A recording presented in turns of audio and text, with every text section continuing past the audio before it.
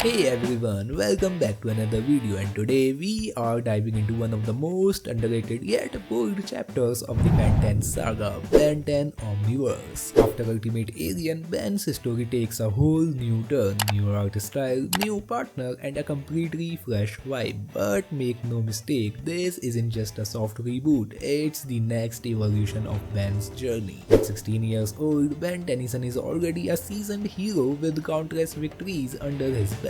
But this time things are different. Gwen has left for college, Kevin's doing his own thing, and Ben suddenly finds himself teamed up with a new partner, Luke Bronco, a by-the-book plumber from the planet Ravona who's all discipline and no sarcasm. Together they form one of the most unique duos in the Ben 10 universe. The series doesn't just bring back classic villains like Vilgax and Dr. Animo, but also introduces brand new threats, mysterious timelines, and deeper lore about the Omnitrix itself. Plus, the show gives us flashbacks to young Ben's adventures, connecting the old days with his present. So grab your smoothies, power up your Omnitrix, and get ready because we are breaking down the entire story of Ben 10 Omniverse from start to finish. And if you haven't watched the previous Ben 10 series yet, don't worry, we have already covered them all on the channel, so make sure to check those out first. Alright, let's dive in. It's hero time.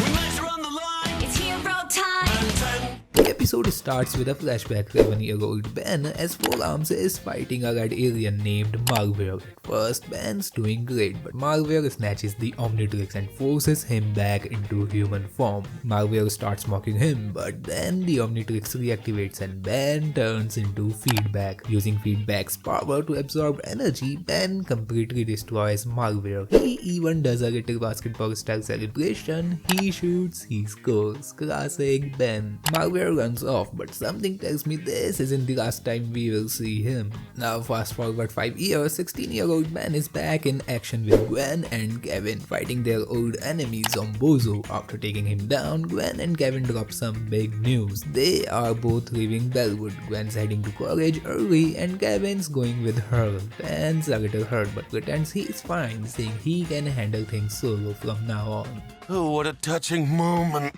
Too bad you would have never caught me all by your lonesome. Later, Ben meets Grandpa Max at the secret plumber base, but before they can even talk, alarms start blaring. Ben rushes off to check and finds a giant alien called Crabdozer tearing things apart. He tries to transform into Humongousaur but ends up as a spider monkey instead. New Omnitrix, new problems. He fights but isn't strong enough and the alien escapes after a mysterious guy named Khyber whistles for it to return. After the fight, Ben meets a small alien shop owner named Pac-Mar who explains that a gang has been blackmailing alien businesses in Bellwood. Ben decides to go undercover and turns into Cannonball to catch them. But let's just say subtlety isn't his thing. He causes chaos in the store and ends up fighting 3 alien criminals at once. Right when things are getting out of control, a new hero jumps in, Rook, a plumber sent by Max to be Ben's new partner. Rook's super serious and by the book, which instantly annoys Ben. Still, the two manage to work together to stop a bomb planted by the criminals. Ben turns into a new alien, Blocks, made of colorful building blocks. He tries to get rid of the bomb, but things go wrong and it explodes, uncovering the secret underground alien city called Undertown. As Ben and Rook chase the escaping criminals into the new city, Khyber watches them from above, preparing his next move and sending his bat after them. Looks like Ben's solo days are already over. Second episode picks up right where we left off. Ben and Rook are chasing down the alien gang through Undertown. Ben keeps reminding Rook they are not partners, they split up. Rook catches Festina while Ben goes after Lamb. Ben tries to turn into XLR8 but ends up as NRG instead. Classic Ben moment. While they are talking, a runaway bus with no brakes comes speeding through the tunnel, almost crushing them. them. The bus crashes into Undertown, giving Ben the perfect excuse to explore this wild underground city. Meanwhile, Khyber finds some of Energy's energy spirit gross but useful and uses it to track Ben. He sends his pet, who morphs into Bug Lizard, to hunt Ben down. Back in Undertown, Ben is amazed by the place, aliens everywhere, neon lights and weird food stands. He's trying to grab a snack, but Rook keeps flashing his plumber badge and scaring everyone off. Suddenly, Bug Lizard shows up and starts wrecking the market. Ben tries to turn into Humongousaur but turns into Water Hazard instead. A fight breaks out and Bug Lizard smashes through everything until Khyber calls it back after spotting Rook. After the fight, Rook says he found out where one of the crooks' bubble helmet hangs out. The two head to a shady alien bar filled with poison gas. Rook puts on a mask and flashes his badge again, while Ben turns into Terraspin and clears out the gas by spinning, which ends up choking everyone with clean air. Bubble helmet flies away, they follow him and end up finding Siphon, Vilgax's old henchman. Turns out Siphon been running a protection racket in underground. He even plans to take things to the surface using bombs in Bellwood. Ben and Rook team up to stop him. Ben turns into Armadillo and starts smashing Siphon's machine while Rook fights off the thugs. Siphon manages to hit Armadillo with a weird laser that makes his arm go crazy. Just then, Bug Lizard shows up again and Siphon instantly runs for his life. Ben transforms into Shock Squatch and we get a huge fight between him and Bug Lizard while Rook takes on Siphon. Shock Squatch finishes Bug Lizard with a blast of electricity, but the creature escapes in a cloud of gas. Clearly, this isn't over. Back on Khyber's ship, we see his pet turning back into its normal dog form. Khyber looks at all the trophies of aliens he's hunted and says Ben will be his greatest one yet. Later, the plumbers arrest Siphon and his gang. Grandpa Max tells Ben he doesn't have to have a partner, he just thought Ben was ready to mentor someone. Then Rook shows up with a plate of chili fries, Ben's absolute favorite, and that's enough to make him smile and finally accept Rook as his new partner. Next up, we have got episode 4 and it starts with Khyber sneaking into Plumber headquarters at night. He bypasses the security and enters a secret file room. There, he inserts a device and starts playing a horror display that shows an old recording. The video takes us 5 years back when Grandpa Max visits Azimuth on Galvan Prime to fix Ben's glitching Omnitrix. After fixing it up, something crashes nearby right into a swamp. Ben transforms into Feedback to catch it out while Gwen warns him not to. In the swamp, Ben comes face to face with a strange alien, a corrupted Mechamorph known as Malware. The two start fighting and Malware proves to be a tough enemy. Meanwhile, Azimuth realizes that Malware is one of his creations, an incomplete Mechamorph formed when he shut down the Helix project. He explains that the Helix was used to terraform Galvan B and accidentally gave birth to the Galvanic Mechamorphs, but when he stopped the process, Malware was created, unstable and corrupted. Malware attacks Azimuth's lab, steals the unfinished Helix technology and even kidnaps Albedo before escaping. Max, Ben and Azimuth quickly board the escaper and fly to Galvan B to stop him. On Galvan B, they discover that Malware is absorbing more Mechamorphs and getting stronger. Azimuth warns that if Malware mishandles the Helix, the entire moon could explode. Ben transforms into Heat Blast to fight him, but Malware overpowers him again. Albedo finishes the Helix and Malware absorbs its full power, turning into a massive red Mechamorph. He declares he will use Ben's Omnitrix to make himself perfect, but Ben quickly transforms into Cannonball, saving Max and Azimuth from his attacks. Using crystal armor, Diamond Head traps Malware completely in crystal, stopping him once for and all.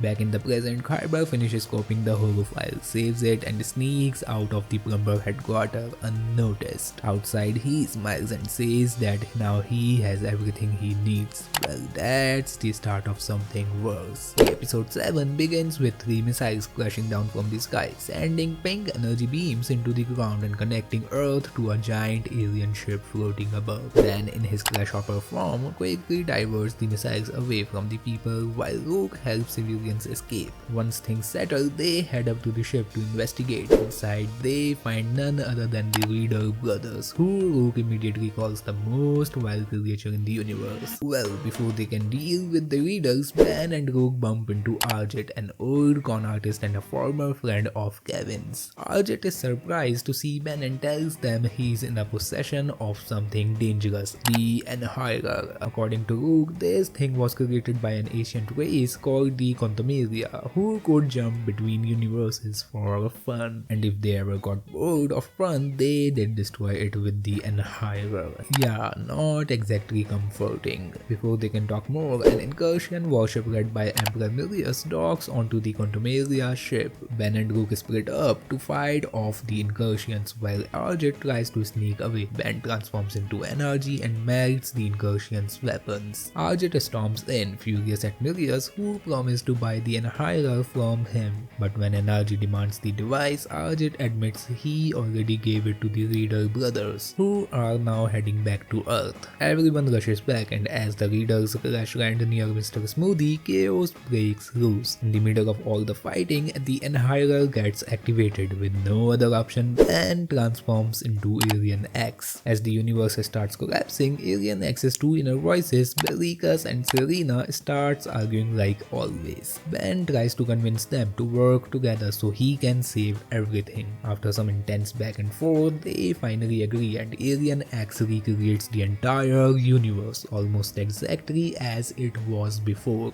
When Ben returns to normal, he notices small changes like his hoodie and even the Mr. Smoothie logo looking different. But when he tells Rook and Arjet that he just recreated the universe, I was too late to save the universe, so I used Alien X to make a whole new one. they think he's just having a panic-induced hallucination. Ben still believes it really happened, and he's sure of it when his favorite grape smoothie suddenly tastes different. Alright, season 1 finale starts off with a flashback from 5 years ago. We see Malware visiting Dr. Psychobos, our creepy brain-headed scientist. Malware wants him to build a copy of the Omnitrix using the power he absorbed from Ben earlier. Psychobos agrees but says he will need Ben's DNA to finish it. Back in the present, Ben and Rook are enjoying sumo slammers at the arcade when Crabdozer, Khyber's pet, crashes in. Ben tries to go Humongosaur but ends up as Stingfly. Every alien Ben turns into, the bat counters by morphing into its natural predator, always overpowering him. Rook later realizes the creature changes form based on Ben's weaknesses and even has a red Omnitrix symbol. They head to Undertown to investigate, but after an argument, Rook walks away. Khyber, watching from the shadows, sends his pet after Ben again. Alone, Ben visits Pekmar's pet shop to buy a dog whistle. He transforms into Wildmud to rule Khyber out, but Khyber appears. Ben escapes on a hoverboard, but Khyber destroys it mid-chase. The Omnitrix recharges and Ben cycles through Crash Hopper, Armadillo, and Heat Blast, but Khyber's pet keeps adapting, turning into Muscilator, Slamworm, and Pteronatura. Ben's final transformation, Volbeat, barely holds up before the Omnitrix times out. Khyber slowly walks over, picks Ben up by his jacket, and says with a grin,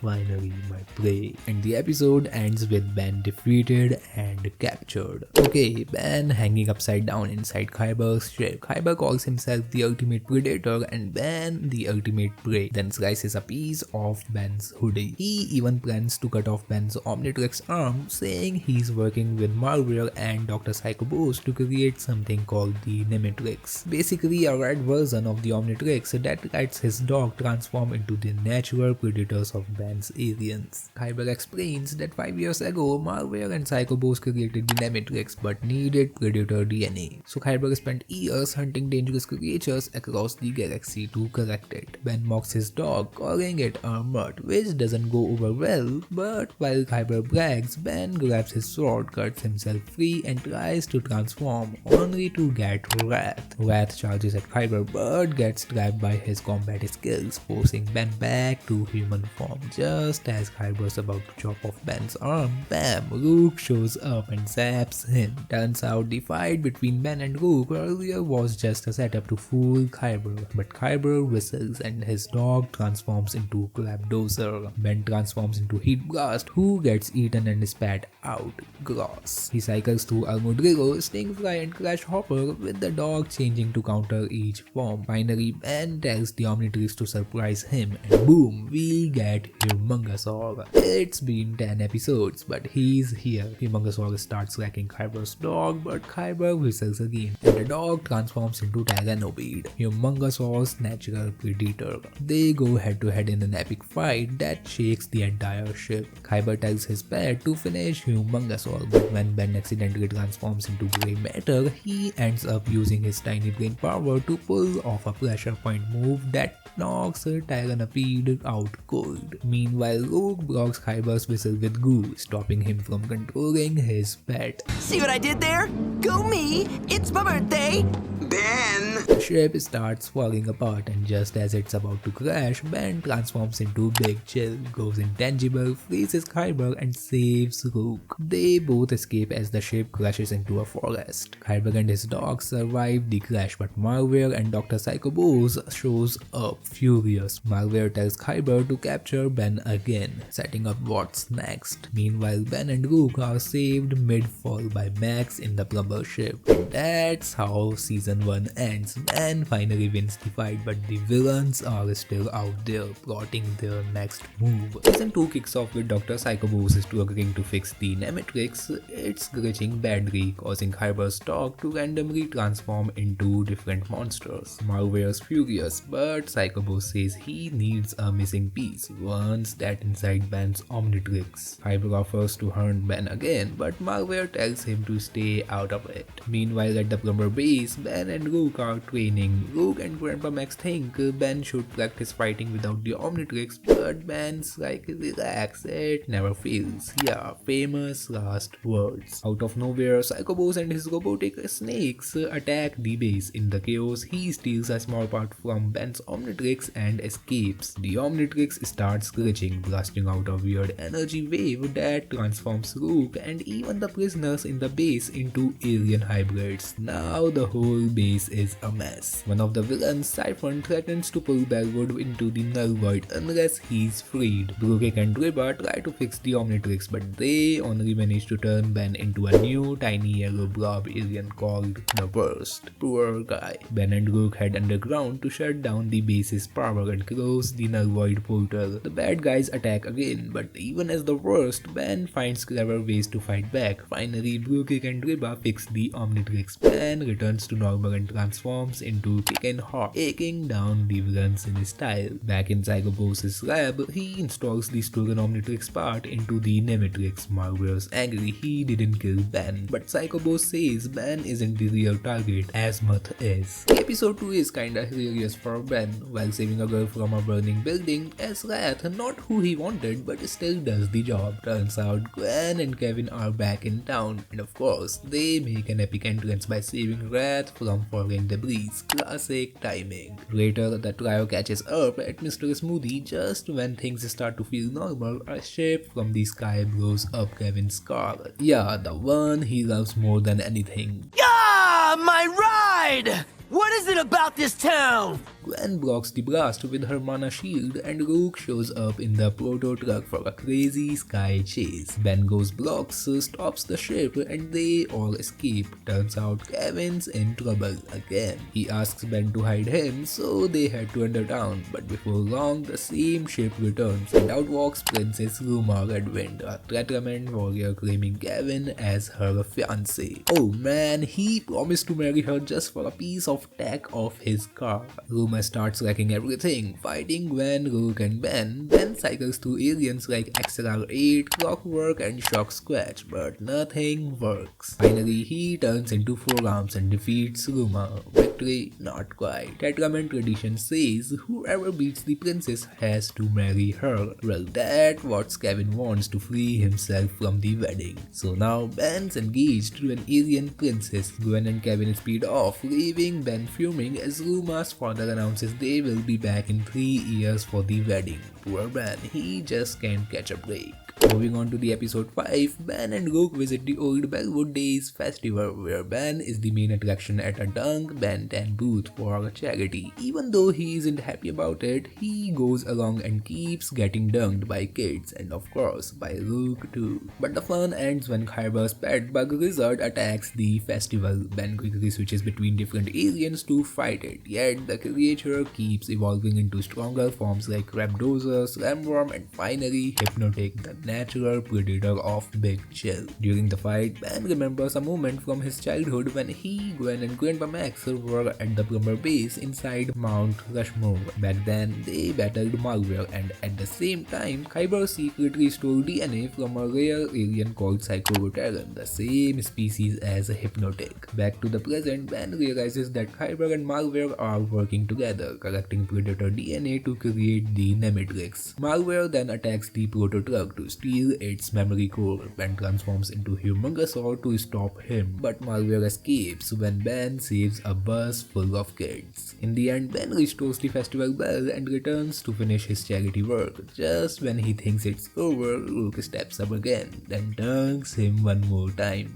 A chill episode with some important notes. Next up is episode 8. The story begins with young Ben as XLR8 fighting Eon near Mr. Smoothie. 5 years later, teenage Ben as Diamond Head battles Eon at the same place, but this time something strange happens. Eon grabs both their Omnitrixes across time, causing an explosion that swaps their minds. Teen Ben wakes up in his younger body and doesn't realize it at first, while young Ben wakes up in the future, super excited to see how cool he's become. Professor Paradox then appears and explains that Eon wants to control all of time and realities. To stop him, Paradox had trapped Eon in one timeline, but now Eon wants his time device, the Chrono Navigator. Eon attacks Paradox, cuts off his arm, and escapes. In the present, young Ben in Teen Ben's body causes chaos until Gwen and Rook figure out what happened. Following clues left by Paradox, they find markings that lead them underground and eventually back to Mr. Smoothie, where Paradox's missing arm is hidden. But Eon appears again and steals it, gaining the power to control time itself. Eon opens multiple time portals, mixing timelines and causing chaos. Both Bens and Gwens from different times work together to stop him. With Paradox's help, the two Bens transform into clockwork at the same time and use their powers to trap Eon in his own time stream, erasing him. As time resets, everything returns to normal. Ben and Rook relax at Mr. Smoothie, thinking things are calm again, until Ben 10,000 suddenly appears, warning that a massive time war has begun. Ben, of course, is thrilled for his next big adventure. In the next episode, it starts with Ben as Feedback and Grandpa Max fighting Lamb. Yup, that chicken-headed thief again. Ben, instead of focusing, starts posing for a camera. Max isn't impressed and gives him the classic grandpa lecture.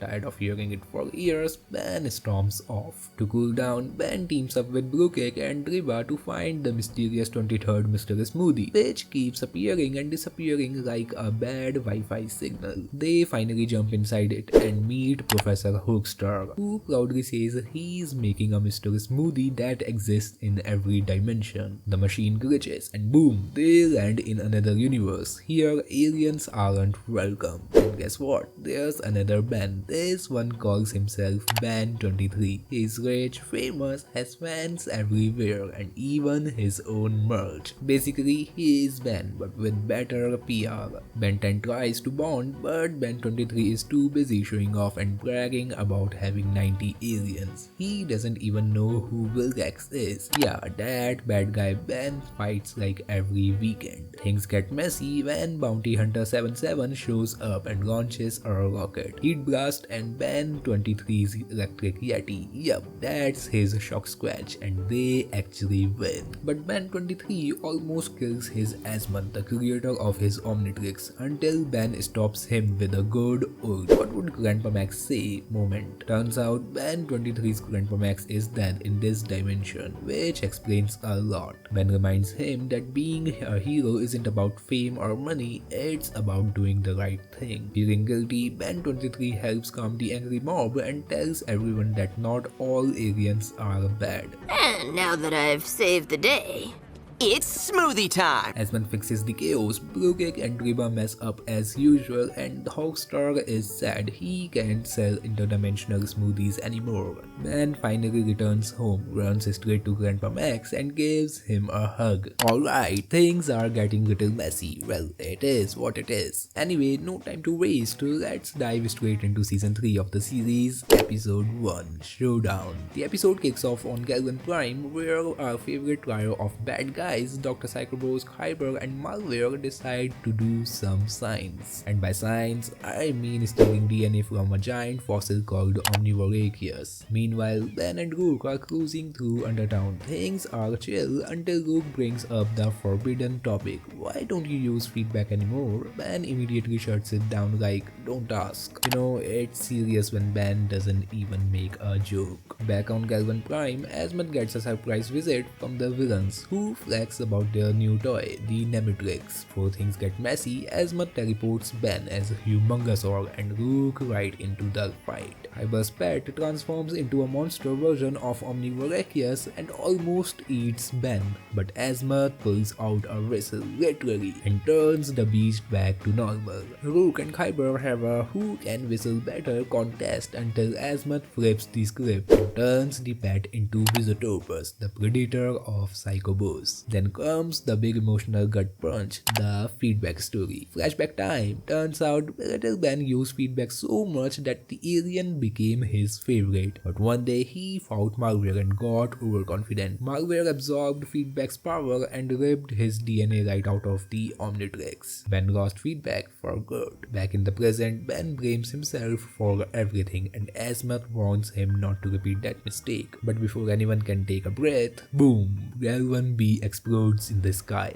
Everyone just stand there like, well, that can be good. The second half of Showdown begins just few minutes before Galvan beat goes boom. Tons of galvanic megamorph try to stop Malware and he literally deletes them like a bad files. Then he absorbs the Helix power and kaboom, goodbye Galvan B. Cut to Galvan Prime, Ben, Rook and Asmat are watching space rocks rain down. Except plot twist, they are not rocks, they are pieces of Malware. Great, because one Malware wasn't enough. Asmat tries talking sense into Malware like some disappointed dad, but Malware's too busy trying to take over the planet. Ben goes Humongosaur mode, but Malware grabs him like a stress ball and starts absorbing him. Just when things look bad, Grandpa Max shows up in a plumber ship and blasts Malware away. The gang comes up with a plan, activate Galvan Prime's firewalls before Malware reaches the core, basically antivirus for planets. So Ben and Kevin distract Malware while Brooke and Reba press some buttons and pretend they know what they are doing. Ben turns into way big to take on Malware, and for a second it looks like he's got it, but no, Malware turns the tables and literally absorbs way big. Now Ben's trapped inside him, having a little therapy session with his younger self about losing feedback. Ben forgives himself, gets his confidence back, and boom, comes out as feedback. Our boy is back. He uses the Helix's energy to overload Malware, finally ending him once and for all. With Malware gone, the Megamorphs start rebuilding Galvan B. Kevin adopts Khyber's pet named her Zed, and Asmat as usual refuses to say thank you, typically genius move. And just like that, the Malware saga ends with Ben finally at peace and probably still grounded by Grandpa Max. Alright, so this one kicks off on Ravonna, where Sheriff Watson is just trying to enjoy his pie until Rook's sister, Rook Cheryl, barges in yelling about trouble.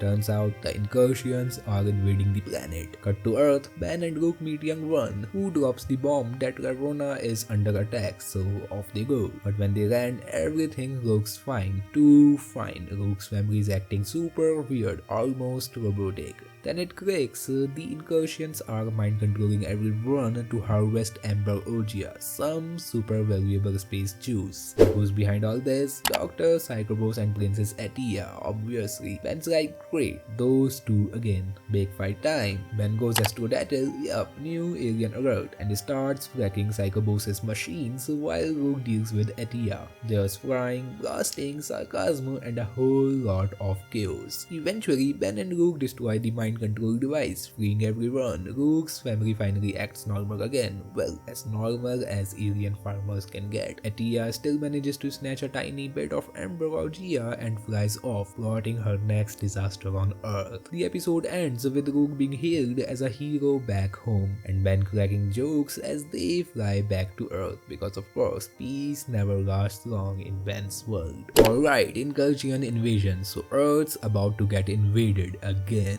This time it's the incursions. Yeah, the alien frog army with serious anger issues. At Plumber headquarters, Grandpa Max tells Ben and Rook that the planet surrounded and was knocking on the door. Ben's job, calm down the citizens. Easy, right? No. Turns out people are more scared of Ben than the actual invasion, thanks to loudmouth reporter Will Harangi, who's been calling him a traitor on TV. While trying to explain things, Ben nervously fiddles with his Omnitrix.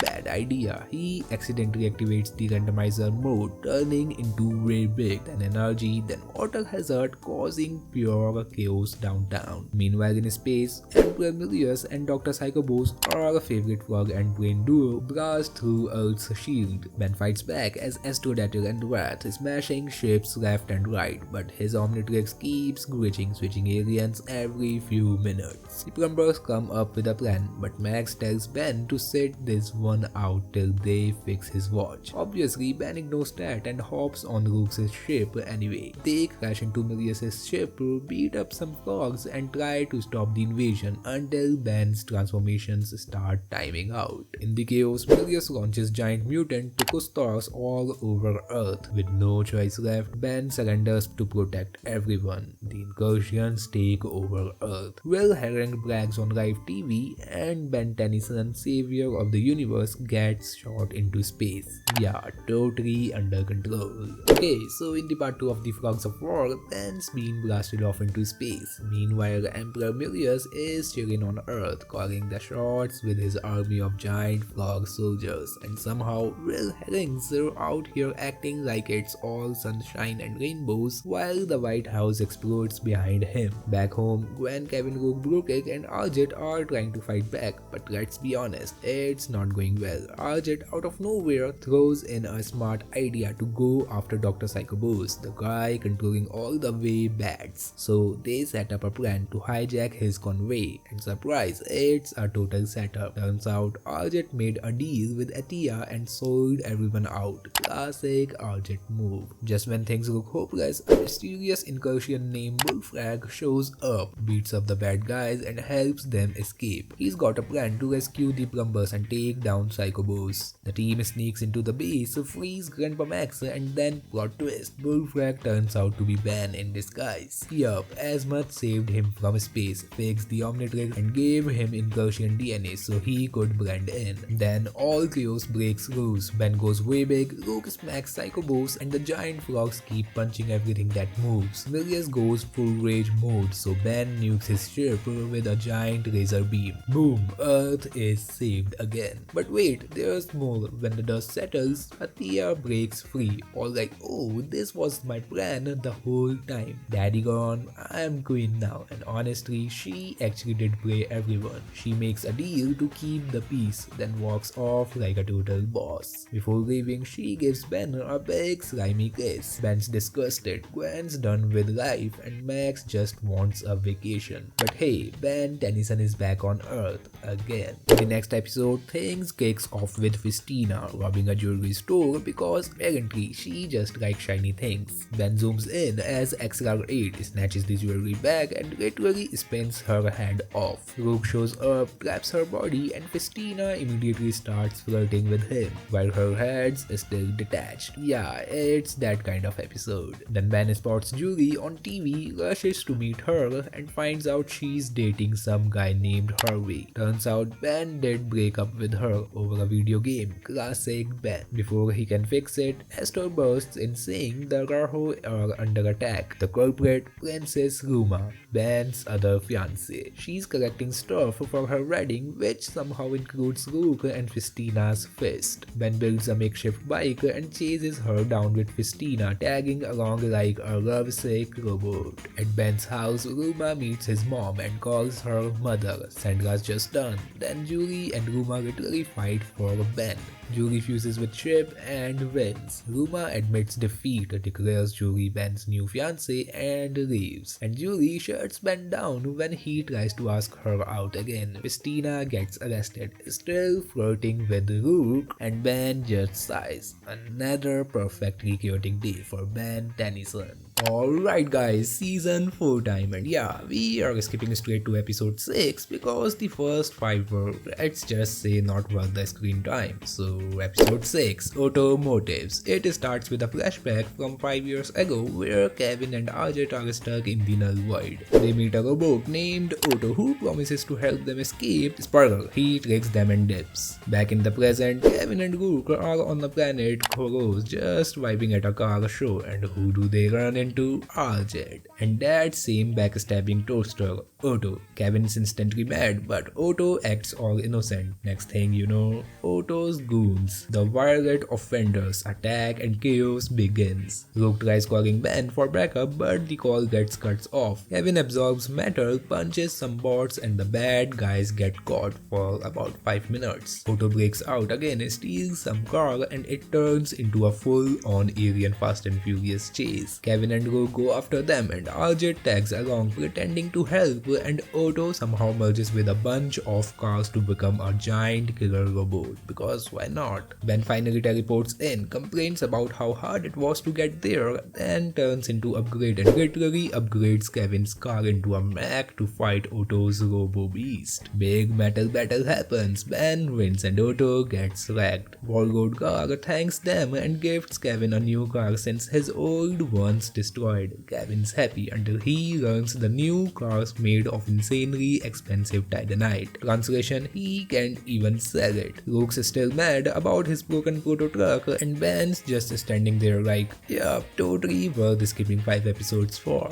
Next up, the ultimate heist. Ben and Rook chase down a truck only to find the driver's a hologram. Inside, Inspector 13, now an illegal alien tech dealer, dude's gone full black market mode. Ben tries to stop him, things explode, and he ends up splattered on Proto Truck's windshield like a cartoon. Later in Undertown, Ben's supposed to be hunting 13 but starts shopping mid-mission. That's when they run into Ajit. Ben asks for help. Ajit agrees as long as he keeps the legal weapons. They break into the warehouse and boom, lasers, Tekardon boards, and total chaos. But here's the kicker, that's not even Ben, it's Albedo in disguise. The real Ben's locked up screaming. Albedo traps everyone, brags about his silent partner, and steals a polymorphic crystal that lets him access ultimate forms again. The real Ben finally shows up. They brawl over the crystal like it's the last slice of pizza, and Albedo starts flexing. Ultimate Humongous All, Ultimate Echo Echo, Ultimate Spider Monkey, the full show. Ben fights back. Ajit sneak attacks with his quills, and Albedo finally drops. Inspector 13 gets arrested. Peace lasts for 5 seconds until Khyber's ship swoops in to rescue Albedo. Khyber's mad, Albedo's smug, and just like that, the villains are officially back in business. In the next episode, Ben and Rook chase Albedo into a building that suddenly takes off. Now Ben's stuck on Khyber's hunting preserve, a literal alien zoo. He gets attacked by random monsters before meeting Khyber and his new pet, the perfect predator of for Ditto, because of course it is. Khyber turns it into a game. Ben goes Ditto and splits up, but Khyber's pet clones too. Soon mini Bens are being hunted across snow, desert, and caves. Meanwhile, Rook and Max are chasing fake DNA signals. Courtesy of Albedo, Ben finally breaks free, flies out as Astrodatel, and crashes straight into Albedo's lab. They throw down. Albedo flexes with his ultimate forms. Ben keeps switching aliens but keeps getting tossed. Just as things go south, Rook and Max arrive. Ben transforms into feedback, redirects Albedo's missile, and takes him down. Before they can react, Khyber appears, revealing Azimuth in captivity. So the next episode starts right after the previous one's ending. Khyber and Ultimate Albedo have captured Azimuth and are literally draining his brain into a glowing green orb. Ben and the team manage to snatch both Azimuth and the orb, but the little guy's acting not so smart anymore. The villains chase them down, and in all the chaos, Ben triggers a self-destruct. Everyone escapes just in time, blasting off in the proto truck until Albedo and Khyber shoot them out of the sky. Thankfully, Gwen and Kevin swoop in to save the day before the ship crash lands on Earth. Ben turns into grab attack, but gets wrecked by Albedo's new forms. Kevin and Gwen handle Khyber while Asmat accidentally makes Ben transforms into pesky dust. Turns out Khyber's terrified of him. Pesky dust puts him to sleep and finds out Albedo's hiding in a lab. The team storms the place to stop Albedo from showing Asmat's brain into his own head. Albedo loses it mid-monologue, questioning life and existence. Classic villain meltdown. Asmat helps Ben transform into a new alien called Atomics. One nuclear punch later, Albedo's done. Just so you know, we almost passed out from the altitude. Sorry, new alien. But awesome alien! Asmat gets his brain back, yells at Ben for smashing the Omnitrix too hard and fixes Albedo's Ultimatrix. Albedo's arrested until his stabilizer glitches and he turns into 11-year-old Ben. Karma hits hard, and that's the wrap of season 4, my friends. Let's move to the next season. Alright, new season, new story arc, galactic monsters, and let's start the season with the episode 2. Ben, Rook and Kevin drop by Gwen's college, Fritkin University, where Gwen's living her best perfect student life as Gwendolyn, part-time superhero lucky girl, full-time overachiever. Things are all chill until a giant rock monster crashes the food truck. Ben turns into Jerry Rig, breaks the Omnitrix mid-fight, and now it's stuck on Ghost Freak. They chase the rock monster into a lecture hall only to find Professor Zagreb, who totally doesn't look suspicious. Luke points out Zagreb spelled backward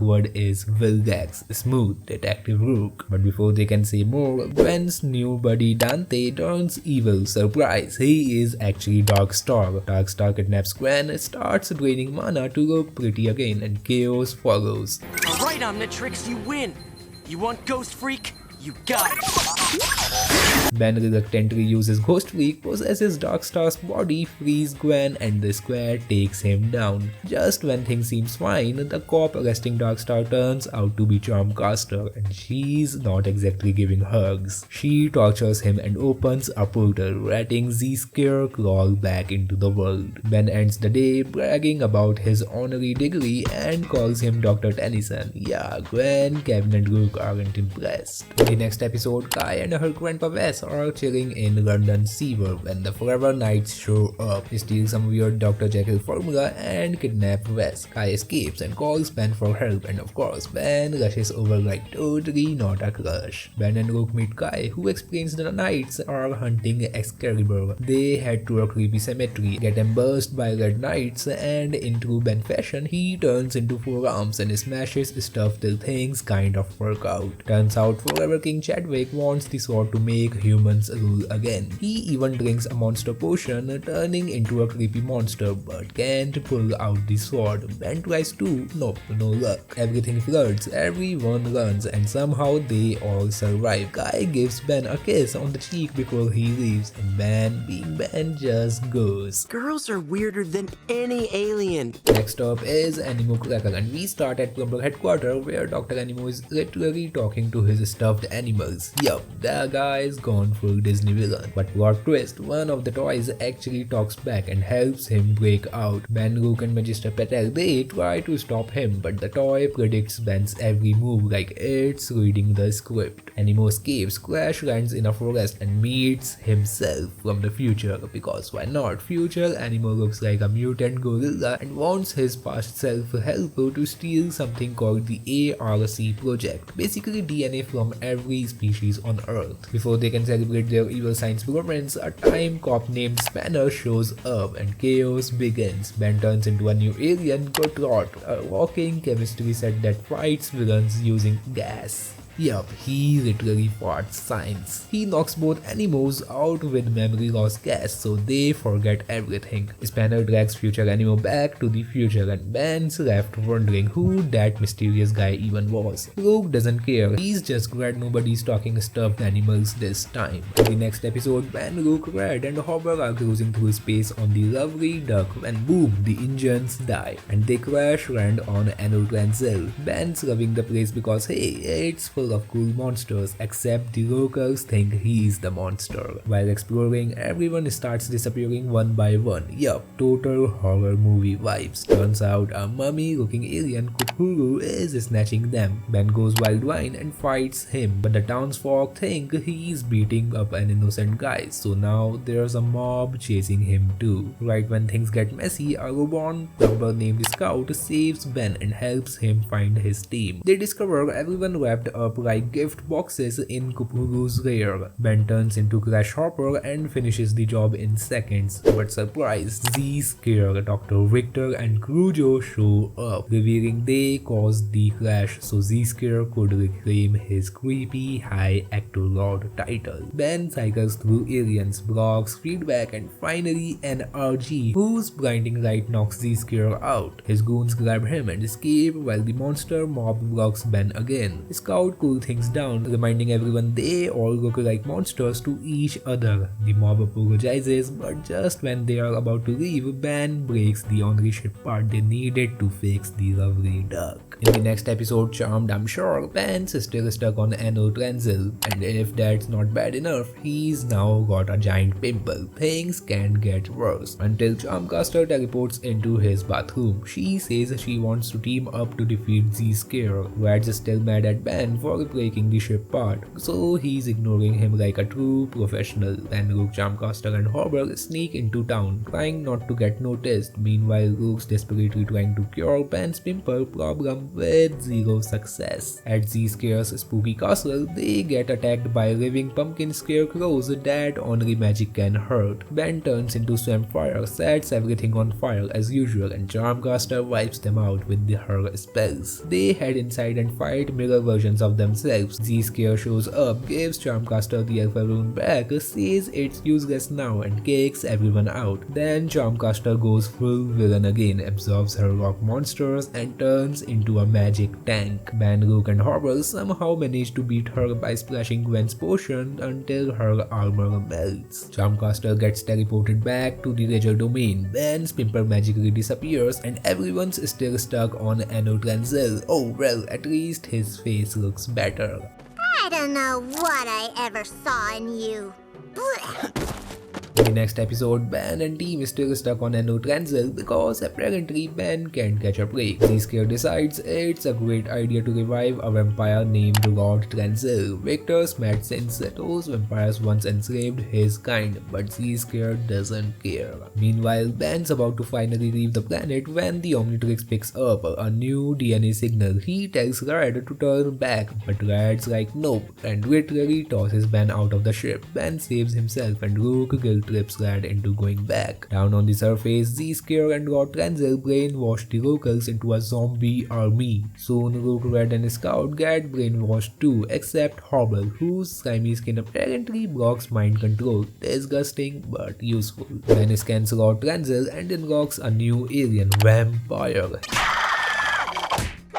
He brainwashes a few villains back and storms Z-Scare castle for the final round. Everyone's fighting everyone, it's chaos. When the Omnitrix times out, Victor betrays Z-Scare and Ben turns into Atomics, blasting a massive light orb that wipes out Z-Scare and breaks the mind control. Lord Transil gets locked in a coffin orbiting near the sun, yeah, the irony, and the team finally leaves Anno Transil. Took them long enough. Alrighty then, season 6 time, and the episode starts with a title and then there were none. Ben's out here saving cats from trees, no aliens, no Omnitrix, just plain old Ben living his regular boring life. Turns out this is an alternate timeline where he never got the watch after losing a soccer match and getting his broken watch stolen by Kevin, because of course Kevin, Ben's just done with his dull small town routine. But the universe clearly gets bored before he does, because out of nowhere, bad Ben shows up, an evil version of him who turns into Ghost Freak and announces that Ben must be destroyed. Before Ben can even process that, Albedo and Benzaro crash the party, turning the LA into a multiverse mess. Luckily, Ben Prime swoops in just in time to save him. Ben Prime takes our confused, watchless Ben to Professor Paradox, who casually drops the biggest news ever. There are infinite Bens across the multiverse, and someone's been kidnapping them. And since this Ben doesn't even have an Omnitrix Omnitrix, he's the odd one out, the glitch in the system. Before they can even figure out what's going on, Vilgax and Eon show up with a whole army of evil Bens. Bad Ben Albedo, Bad Ben, Nega Ben, basically every bad haircut Ben's ever had. Just when it looks hopeless, Paradox teleports in the reinforcements, Ben 10,000, Ben 23 and Gwen 10. What follows is an all-out Ben vs Ben multiverse showdown, chaos everywhere. But Vilgax being Vilgax decides to cheat and drops a Chronosapien time bomb, raising every Ben from existence except this one. As Ben Prime fades away, his Omnitrix slips off and lands perfectly on our Ben's wrist, like Destiny itself had a backup plan. Before Vilgax can finish the job, Paradox pulls Ben into a portal and delivers the final gut punch. He's now the last Ben Tennyson in existence, and their next stop back to where it all began. Alright, episode 2, and then there was Ben. We pick up right after the last one. Paradox drops our watchless Ben on Vilgax's old spaceship. Yeah, that one, right before the Omnitrix first fell to Earth. The mission: fix the mess Vilgax made and make sure everything happens like it originally did. Easy, right? It's time travel, so obviously not. Ben turns into grey matter, messes with the ship, then Cannonbolt smashes the Omnitrix pod right back on track toward Little Ben Prime. Boom! Destiny restored. Paradox tells him it's time to gather the good Bens for one final multiverse brawl. They hop through timelines, first meeting Gwen 10 and then Ben 23, who's already getting beaten by Eon, typical day, and even Ben 10,000, who instantly figures everything out because of course he does. Finally, they grab Ben Prime and form the Ben Avengers. Meanwhile, Vilgax taunts our no-watch Ben, calling him useless even with the Omnitrix. Big mistake. Ben transforms into clockwork, reverses the time bomb, and brings all the other Bens back. The big Ben vs Ben showdown kicks off. Pure chaos. The heroes combine powers: Diamond Head, Atomics X, Electric Yeti, Cannonbolt, and end it with no watch Ben delivering the final kick that sends Vilgax flying. So what do we do with this guy?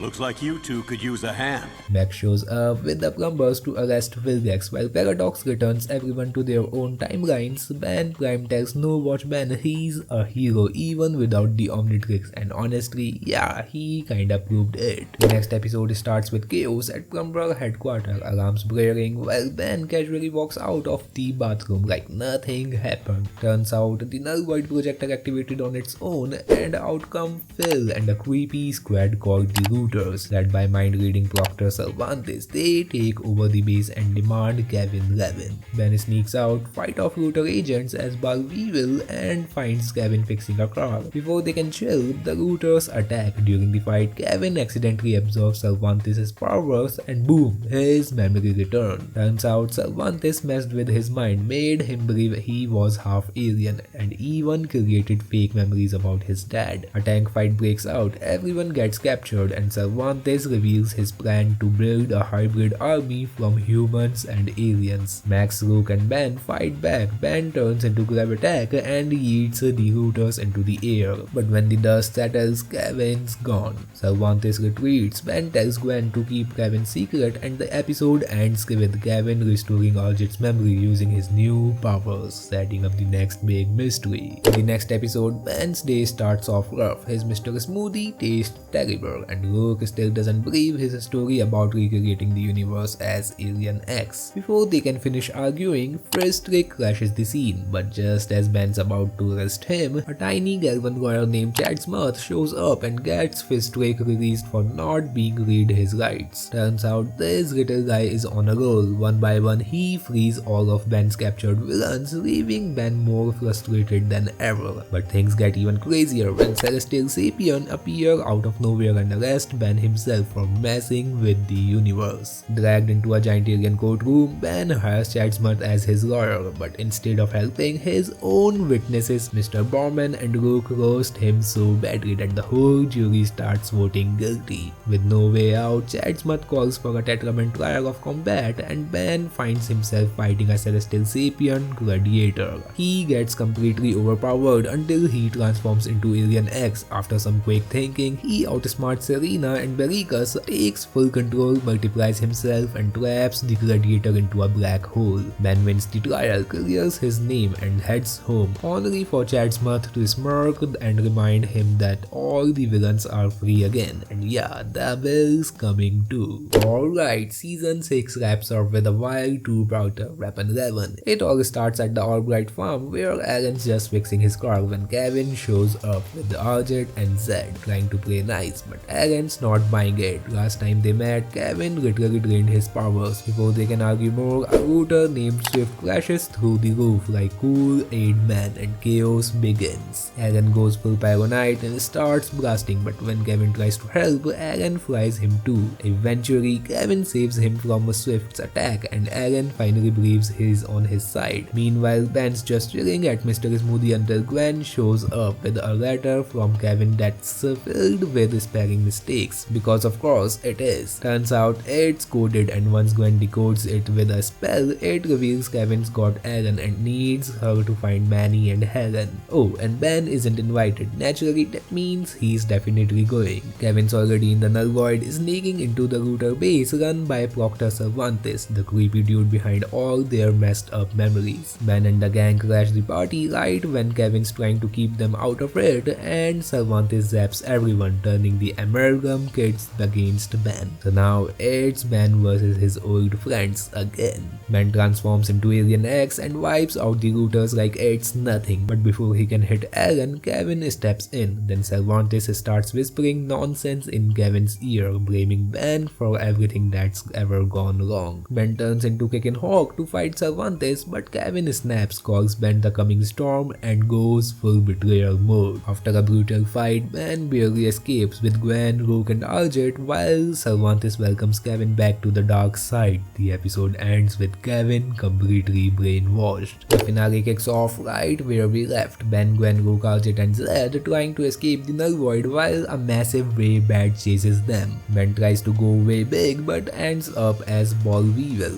Great start. Somehow they still manage to escape and hide in a secret cave, where Arjet finally spills the tea. Cervantes, the creepy router boss, used to be a plumber who trained Kevin and the Amalgam kids just to take down Ben. Cut to flashback, young Kevin touches the Omnitrix, goes full monster mode, and chaos follows. Cervantes wipes everyone's memories and starts over. Back in the present, another way bad attacks and Gwen goes anodite mode while Ben gasses up the router's base with a pheromone bomb that makes way bads go nuts. The monsters tear the place apart, teamwork at its finest. Meanwhile, Kevin's fully corrupted and hunting Ben. The two finally face off. Ben turns into Swampfire, but Kevin's just too strong, mutating again after touching the Omnitrix. He pins Ben down, drag him to Cervantes, and gets ready to destroy both Ben and the watch. But at the last second, Kevin snaps out of it, grabs Cervantes instead, and smashes his royalty chip, freeing the Amalgam kids from control. Cervantes freaks out, Kevin faints, and Ben just stands there like, well, that worked. The plumbers finally show up, Max, Petalde, and even the Magistrata, and strip the routers of their rank, their gear, and their ego. As they are left stranded in the null void, Ben shrugs, says he's starving, and the team heads off to Burger Shack. Classic ending, universe saved, villains punished, and Ben is still thinking about food. Okay, new season, new episode. Charm School. At Fredkin University, Gwen's excited for her new magic class until the teacher walks in, and it's none other than Professor Hex. Yup, the same evil sorcerer who used to try taking over the world is now handing out homework. Gwen plays it cool, even impresses him with her answers, but then Charmcaster pops up out of nowhere and ruins the moment. She starts grilling Hex about the Staff of Ages, and the dude gets all nervous before vanishing. Meanwhile, Ben and Rook are busy catching shoplifters when Gwen calls. Charmcaster's back. Kevin tags along, mostly to make sure Ben doesn't wreck his car again. When they reach campus, Ben immediately tackles Hex, thinking he's evil again. Gwen clears it up, and Hex swears he is reformed. Ben's not buying it, obviously. Later, while Gwen's still defending Hex, Charmcaster sneaks into his office, acts all emotional, and traps him in a spell demanding the Staff of Ages. Hex fights back, but loses, and Charmcaster turns him into a stone totem. Gwen senses something's off when Hex cancels physics class. She suits up as Lucky Girl, and when she and Ben investigate, they run into Charmcaster stealing this stuff. Gwen tries to talk her down, calling her damaged, which doesn't go over well. A full-blown magic battle erupts across campus, and poor Kevin's new Ben-proof car gets vaporized in second.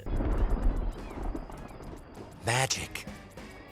I blame myself. In the chaos, Gwen flees Hex and fights back harder. Ben joins as Ghost Freak, Rook and Kevin rush in, and together they drive Charmcaster into the library. Gwen channels Hex's magic, overpowers Charmcaster, and sends her and the stone totem back to Ledger Domain. With peace restored, Gwen claims Hex's library as her own. Kevin mourns his car, Rook cheers him up with the idea of an auto show, and Ben, of course, ends up turning into Walkatrot just to get home. Next episode is kinda girly. Ben thought he was on a chill museum date with Esther until Rook crashed it, and then Kai showed up too. Date officially dead. Kai's all excited, showing off alien artifacts her grandpa found, while Ben's just wondering when they will see dinosaurs. Then Spanner teleports in, all mysterious about an ancient orb called the Orb of Pumapunku. Before anyone blinks, an invisible alien thief named Subdora snatches it. Ben goes wild mud to track her, crashes into exhibits, and somehow saves the day. Though Spanner's the one who actually helps. Kai hugs Ben. Esther looks awkward, and Ben looks like he did rather disappear. Kai asks Ben and Rook to guard the museum overnight, and Spanner keeps hinting that Ben and Kai are meant to be. Ben's like, yeah, sure, in another universe. Subdora sneaks back in, but Ben accidentally exposes her with cheese puff dust. She escapes again, locking Ben and Kai inside while Rook and Esther chase her. Ben tries to break out as Humongous Orc, turns into Walkatrot instead. Classic. He and Kai crawl through vents, still arguing the whole time. Outside, Rook and Esther corner Subdora, but she vanishes. Just as things settle, a giant named Exo-Skrull smashes into the museum wanting the orb. Ben turns into Shock Scratch and then grab attack, tossing the guy around while everyone plays intergalactic hot potato with the orb. Subdora and Exo-Skrull end up blasting themselves out of the museum, escaping with part of the orb. Kai's crushed, Ben tries to comforting her, fails miserably, and Spanner secretly takes the orb to the future, where adult Kai and Ben 10,000 are together. Guess Spanner was right all along. The season 7 finale kicks off with Ben ready for chill gaming marathon, smoothies, snacks, and zero responsibilities. But of course, peace never lasts. Out of nowhere, Ben 23 shows up with his Azimuth, who instantly teleports away after Ben 23 admits he ate a monster Azimuth was inside. Yeah, great start. Ben shrugs it off and decides to mentor Ben 23, which really means hours of sumo slammers and smoothies. But mid-game, Rook calls about a robbery. Ben tries to ignore it till his Omnitrix zaps him like, get off the couch. So off they go. Though Ben turns into Walkatrot instead of XLR8, and Ben 23 has to carry him in a bag. At the scene, Subdora and Exo-Skrull are stealing parts of a Malturant and Dr. Psychobos. Ben goes Goop, but Subdora exploits Goop's weakness and the villains escape. They track the villains to a warehouse where Malturant's planning something big. Then Ben's transform the worst and toolbox and end up blowing the whole place sky high. When they wake, Bellwood's trashed and everyone's acting weird. Enter Mad Pac-Man and Mad Rook, who lead them straight to Mad Ben, the edgy, villainous version of Ben who traps them like it's just another Tuesday. Ben fights back as clockwork, freezing Mad Ben mid-transformation, then fuses with Ben 23's Techno Bubble to dig up Malturant's key. But Exo-Skrull and Subdora's ruin everything, handing the key to Malturant, who regains full power and wipes the floor with the duo. He freezes their Omnitrixes, vows to restart the Time War, and dips through a time portal. Now powerless, Ben and Ben 23 are left with mid-Ben turning into Upchuck and charging at them. Guess that video game marathon's officially cancelled. In the part 2 of Mad abandoned Mad Ben world, Ben wakes up chained beside Ben 23 and Dr. Psychobos. Mad Rook forces them to dig for his boss, Warlord Ben, while both their Omnitrixes are frozen. Psychobos, who clearly hates his job, offers to fix them if they escape, so the trio steals a truck and hides in a wrecked Mr. Smoothie overnight. By morning, Psychobos fixes the watches, but now Ben turns into Ben 23's aliens and vice versa. Perfect. But I asked for... Never heard of Wrath. I call this one Eye Guy. They head back and take down Mad Rook's army, freezing them mid-fight. Mad Ben shows up, turns into NRG and blasts everyone. The Bens transform wrongly of course, then combine brains and powers to shrink inside way big and nuke him from the inside. Classic Ben move, messy but effective. Mad Rook switches sides, locks Mad Ben's watch and frees the workers. Just when things seem done, Psychobos reveals that he booby-trapped the watches to explode. The Bens turn into tiny genius aliens, defuse the time bombs and save the day. Rook arrests Mad Ben and Psychobos, and Professor Hookster's interdimensional Mr. Smoothie finally shows up to take the Bens home. Lesson learned: never trust evil scientists or smoothies that travel through time. Alrighty, the last season of the series, and it starts off with the episode Let's Do the Time War Again. Ben and Rook crash the 10 speed in Undertown, and before they can even blame each other, Exo-Skr bursts through their truck, revealing a hidden nest of time beast eggs. Ben jumps into action as feedback. Rook backs him up and Subdora joins the chaos just to make things worse. They manage to win the fight until one egg hatches and freezes all of Bellwood in time. Before Ben can even process what just happened, Professor Paradox and Ben 10,000 show up, casually rewinding time like it's a broken YouTube video like mine. Please guys, watch and share the video. Please, please, please, please. Well, that's when the real mastermind, Eon, steps in, using Exo-Skr and Subdora to steal the eggs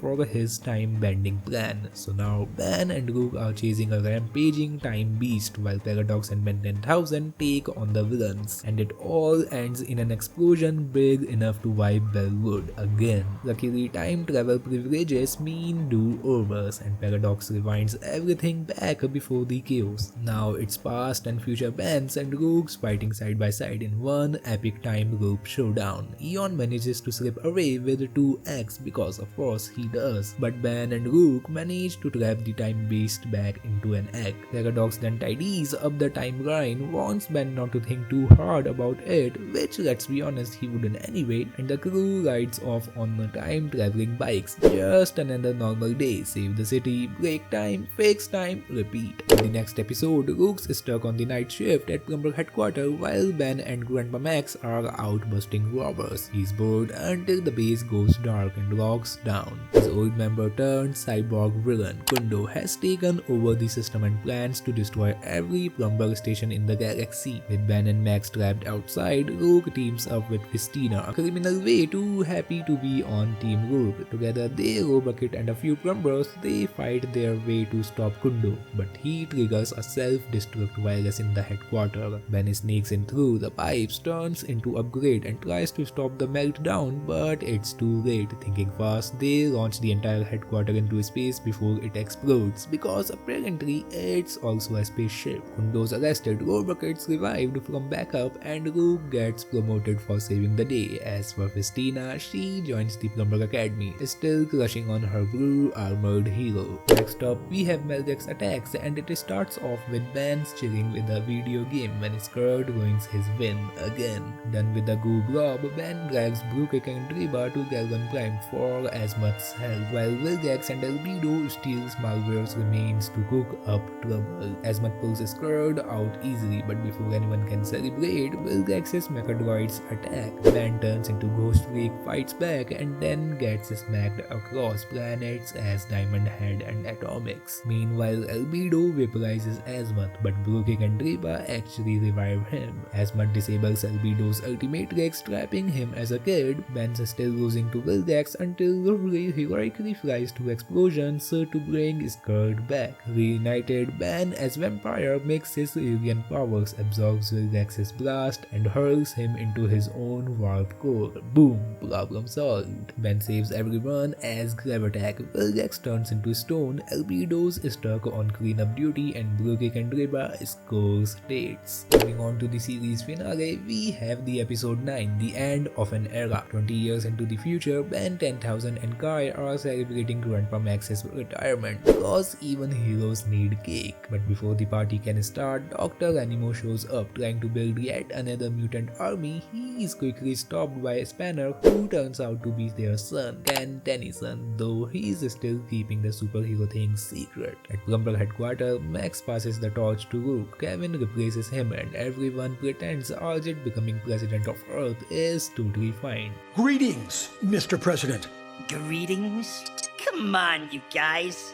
Granted, I am the most powerful man on the planet, but I'm still the same old Argent. Meanwhile, Subdora sneaks around, stealing the Annihilator under orders of Meltran, who's floating on the roof with Exo-Skrull. Then a solar flare knocks out the power because of course it does, and chaos follows. Max tries to fix the systems while Ben 10,000 Kai and Gwendolyn face Meltran outside. Ben goes Atomics X, but the time-traveling robot still wipes the floor with them. Just when things look done, Spanner rushes in to help and accidentally calls Ben dead, blowing his cover. Meltran freezes the whole squad in time, but Spanner returns with present-day Ben and Rook on their time bikes. Together, they fight Subdora and Exo-Skrull while Meltran starts powering up the Annihilator with a dwarf star. Ben turns into vampire, slaps on some diamond head armor, and headbutts Exo-Skrull into Dreamland. Just as Ben and Rook think they have won, Eon shows up with a time beast to help Meltran escape, only for Meltran to betray him and vanish into time. Another day, another timeline wrecked, and Ben still doesn't get to finish a party. The final episode, A New Dawn, picks up right where things left off, Meltran escaping with a time beast, and Ben being his usual reckless self chasing him through the time stream, except instead of finding the villain, Ben and Rook crash land into 1773. Yes, they meet George Washington, who's apparently running a pre-Plumber alien task force. While Washington fights zombie redcoats, Ben turns into Ghost Creek to help him out. They save the day, cure the zombie, and Rook realizes they have landed just before Earth's first alien contact. Right on cue, a young Vilgax crash lands on Help Meltran. Ben turns into XLR-8 and then moves statue to stop him, while Washington goes full Founding Father Fury with a lightning-powered rifle. Vilgax escapes, swearing revenge. Ben and Rook chase Meltran again and end up on a Contumaria ship, basically godlike beings who look like Mr. Smoothie Cups. Turns out they are not destroying universes, they are creating new ones. Meltran, of course, wants to hijack their device, the Annihilator, and build his own perfect universe. Ben goes Chroma Stone to stop him, but the machine goes haywire and triggers a big bang level explosion. Everyone thinks Ben's dead until he returns as feedback, absorbing the blast and cycling through nearly all his aliens to finally destroy Meltran's once and for all. The Contumaria thank Ben and show him something even crazier, Skirt's ancestors, the slime biotes who seed life across new universes. Skirt finally remembers his purpose and says a heartfelt goodbye before merging with them. Then Professor Paradox appears, explaining that Meltran's stuck in a time loop, doomed to repeat this defeat forever. Ben and Rook help scatter his remains across the multiverse and return home, where Ben, now bored after literally witnessing the birth of a universe, decides it's road trip time. He calls Gwen and Kevin, ready to explore a brand new universe. Classic Ben 10 ending, save existence, crack a joke, and hate the road. Well, that was the entire story of Ben 10 Omniverse. Let me know your thoughts on this version of the series in the comments below, and stay tuned, the full summary of Ben 10 reboot will be out soon. See ya next time.